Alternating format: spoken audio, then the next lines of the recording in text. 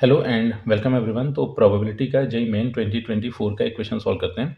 Question में statement दी गई है, a coin is biased so that head is twice as likely as to occur as tail. If the coin is tossed three times then the probability of getting two tails and one head is. तो यहाँ पर कुछ एक assumptions लेकर चलते हैं। सबसे पहले जो बायस्ड कॉइन है उस पर टेल आने की प्रोबेबिलिटी, तो इसको पी बोलकर चलते हैं। तो अगर टेल आने की प्रोबेबिलिटी पी है तो यानी कि कॉइन पर हेड आने की प्रोबेबिलिटी टू पी अपने को मिल रही होगी।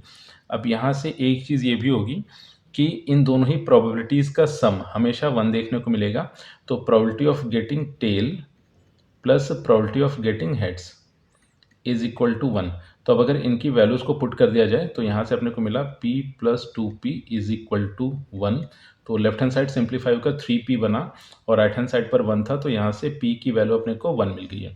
अब जैसे ही p की वैल्यू वन मिली है तो यानी कि प्रोबेबिलिटी ऑफ गेटिंग टेल ये अपने को मिल चुका है one by three, and probability of getting head और ये अपने को मिल गया है टू बाई थ्री। तो फिर फर्दर अपने को यहाँ से पता करना था probability of getting two tails and one head.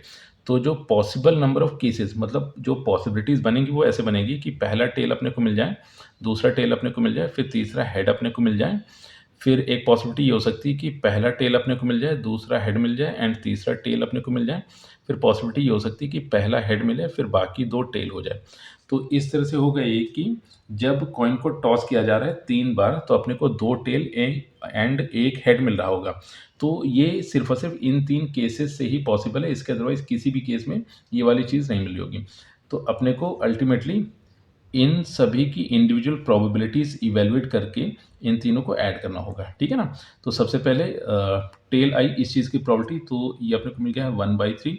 फिर से टेल मिला, प्रोबेबिलिटी वन बाई थ्री, फिर हेड मिला, इसकी प्रोबेबिलिटी टू बाई थ्री, फिर प्लस पहले टेल आया इस चीज़ की प्रोबेबिलिटी वन बाई थ्री, फिर हेड आया इस चीज़ की प्रोबेबिलिटी टू बाई थ्री, फिर टेल आया इस चीज़ की प्रोबेबिलिटी वन बाई थ्री, फिर अपने को हेड मिला इस चीज़ की प्रोबेबिलिटी टू बाई थ्री, फिर अपने को टेल मिला इस चीज़ की प्रोबेबिलिटी वन बाई थ्री, फिर अपने को टेल मिला इस चीज़ की प्रोबेबिलिटी वन बाई थ्री।